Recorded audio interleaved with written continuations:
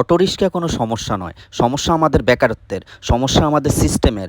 বড়লোকদের রিক্সার কারখানা আমরা বন্ধ করতে পারি না, তবে গরিবের রিক্সা ঠিকই ভাঙতে পারি। এভাবে কখনোই সমাধান হয় না। আমরা ঠিকই গরিবের রিক্সা ভাঙতে সক্ষম হয়েছি, কিন্তু গরিবকে বেকারত্ব দূর করার সক্ষমতা পাইনি। কিন্তু পরিসংখ্যান কিন্তু উল্টো কথা বলছে।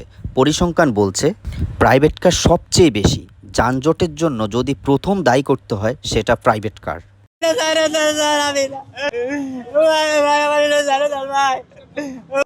ঢাকা শহরে এমন বহু পরিবার আছে যেখানে হাজব্যান্ড একটা গাড়ি, ওয়াইফ একটা গাড়ি, বাচ্চারা একটা গাড়ি ইউজ করে। তাহলে আপনি চিন্তা করেন, একটা পরিবারে যদি 3 থেকে 4টি গাড়ি ইউজ হয়, তাহলে রাস্তাটা কতটুকু একটি পরিবার অকুপাই করে রাখে, সেটা কিন্তু আমরা চিন্তা করি না। আমরা শুধু পারি গরিব অসহায় মানুষদের উপর প্রভাব বিস্তার করতে, অনেক আইন নিয়ম কানুন চাপিয়ে দিতে। এই অটোরিক্সা বাংলাদেশে আমদানি করার অনুমতি কে দিয়েছে?